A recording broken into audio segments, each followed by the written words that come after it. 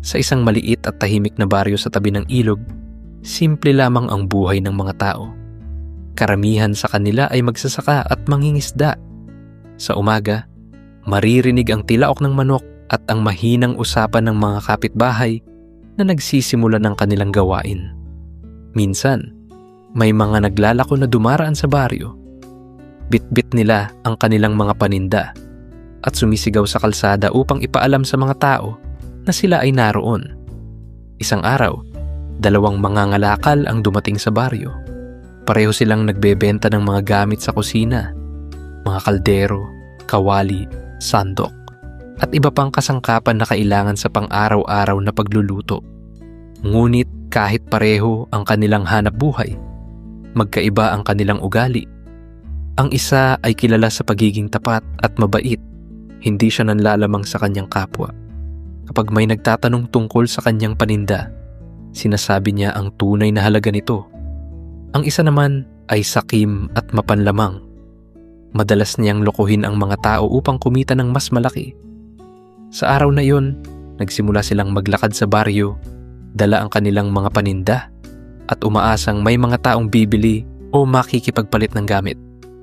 Hindi pa nila alam na sa baryong iyon, may isang lumang pinggan na magpapakita kung sino sa kanila ang tunay na mabuti at kung sino ang matatalo ng sariling kasakiman. Sa dulo ng baryo, malapit sa ilog, may isang maliit na bahay na gawa sa kahoy. Luma na ang bubong nito at medyo kupas na ang pintura sa dingding. Ngunit kahit simple ang bahay, maayos pa rin itong inaalagaan ng nakatira roon. Dito nakatira si Lola Rosa at ang kanyang apo. Magkasama lamang silang 2 sa bahay. Tahimik ang kanilang pamumuhay. Araw-araw ay gumigising sila ng maaga upang magluto ng simpleng pagkain at maglinis ng kanilang munting tahanan. Hindi man marami ang kanilang pag-aari, marunong pa rin silang magpasalamat sa kung ano ang meron sila. Ngunit hindi naman palaging ganoon kasimple ang buhay ni Lola Rosa. Noon, mas maayos ang kanilang kalagayan. May tindahan ang kanilang pamilya at hindi sila nagkukulang sa pagkain.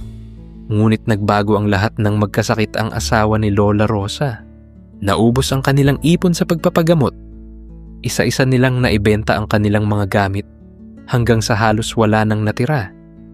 Ngayon, iilan na lamang ang mga bagay sa kanilang bahay. Isa sa mga iyon ay isang lumang pinggan na nakalagay sa istante sa kusina. Matagal na itong naroon. Hindi ito ginagamit ni Lola Rosa, ngunit hindi niya rin ito maibigay o maitatapon. Tahimik niyang iniingatan ang pinggang iyon dahil doon daw madalas kumain ang kanyang asawa noong sila ay magkasama pa.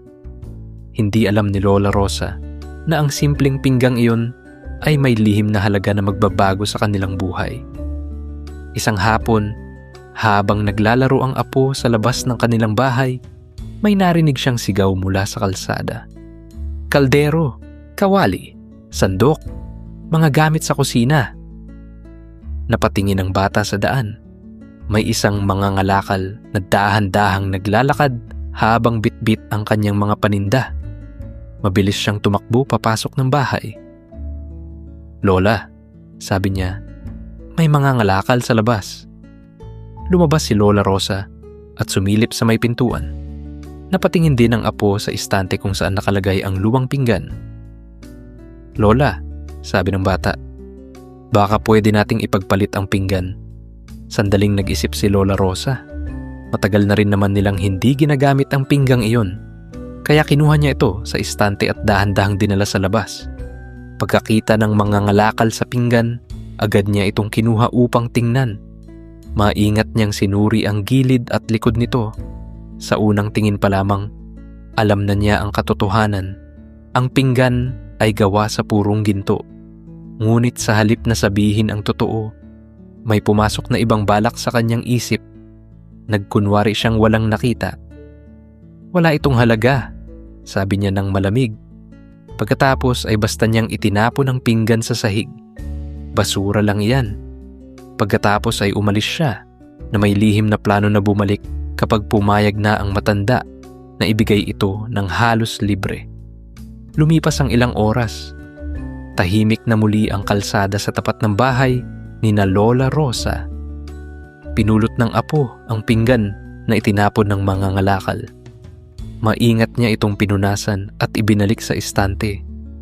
Hindi na masyadong nag-isip si Lola Rosa tungkol sa sinabi ng lalaki.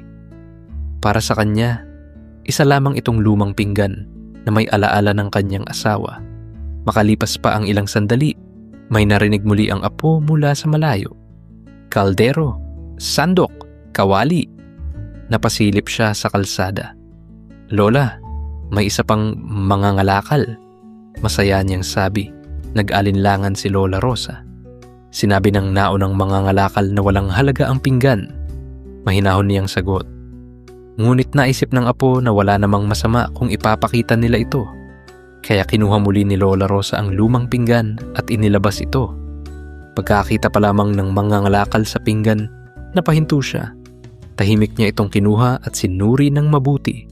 Hindi nagtagal, tumingin siya kay Lola Rosa. Lola, sabi niya ng mahinahon. Ang pinggang ito ay gawa sa ginto. Nagulat si Lola Rosa at ang kanyang apo. Ipinaliwanag ng mangangalakal na napakahalaga ng pinggan.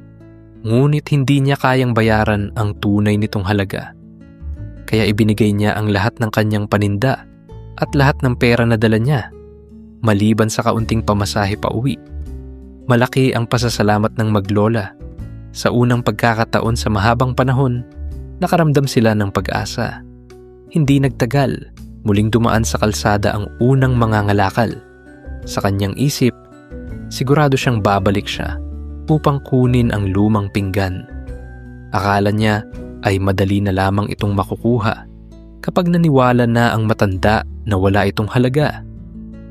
Lumakad siya papunta sa bahay ni na Lola Rosa. Pagdating niya sa bakuran, agad siyang nagsalita. Nasaan na ang pinggan? Tanong niya. Tahimik siyang tiningnan ni Lola Rosa bago sumagot. Naipagpalit na namin. Biglang nagbago ang mukha ng lalaki. Naipagpalit? Kanino? Mabilis niyang tanong. Sa mga ngalakal ang dumaan kanina, sagot ni Lola Rosa. Sinabi niyang gawa raw ito sa ginto. Parang tumigil ang oras para sa lalaki. Hindi siya makapaniwala sa kanyang narinig.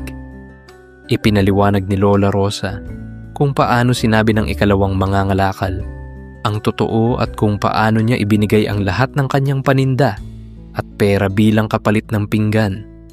Habang nakikinig ang lalaki, unti-unting napuno ng galit at pagsisisi ang kanyang dibdib. Kung sinabi lamang sana niya ang totoo, siya sana ang nakakuha ng pinggan. Ngunit dahil sa kanyang kasakiman, nawala sa kanya ang pagkakataong iyon. Sa sobrang galit at pagsisisi, mabilis na tumakbo ang lalaki palabas ng bakuran. Halos hindi niya marinig ang sariling paghinga habang nagmamadali siyang tumakbo papunta sa pantalan ng baryo. Iisa lamang ang nasa isip niya, maaabutan pa niya ang mga ngalakal na nakakuha ng pinggan. Tumakbo siya sa makitid na daan patungo sa ilog. Ngunit pagdating niya sa pantalan, napahinto siya. Sa gitna ng ilog ay may isang bangka. Unti-unti na itong lumalayo sa pampang. Nasa bangka ang tapat na mga ngalakal, tahimik na naglalayag pa uwi. Dala niya hindi lamang ang pinggang ginto, kundi ang biyayang bunga ng kanyang katapatan. Sumigaw ang lalaki, ngunit huli na ang lahat. Hindi na siya maririnig ng bangka na palayo na sa agos ng ilog. Napaupo siya sa pampang, hinihingal at puno ng pagsisisi. Hindi siya ninakawan, hindi siya dinaya. Ang totoo, tinalo siya ng sarili niyang kasakiman. Samantala, sa maliit na bahay sa dulo ng baryo, nagsimula namang gumaan ang buhay ni Lola Rosa at ng kanyang apo. At mula sa araw na iyon, mas lalo nilang naunawaan ang isang mahalagang aral. Ang taong tapat at marunong maging patas ay kadalasang pinagpapala sa huli. Minsan, ang pinakamalaking biyaya ay nasa harap na natin, ngunit hindi natin ito nakikita dahil sa kasakiman. Ang taong mapanlamang at sakim ay kadalasang nawawalan ng magandang pagkakataon. Dahil sa pagnanais na makakuha ng higit, nauuwi sila sa pagkawala ng kung ano sana ang maaari nilang matanggap. Ngunit ang taong tapat, patas, at marunong magsabi ng totoo ay kadalasang pinagpapala sa huli. Sa buhay, ang tunay na kayamanan na ay hindi lamang nasusukat sa ginto o pera. Mas mahalaga pa rin ang malinis na puso at katapatan sa kapwa. Maraming salamat sa pakikinig. Huwag kalimutang mag-like, share at subscribe. At samahan kami muli sa susunod na kwento.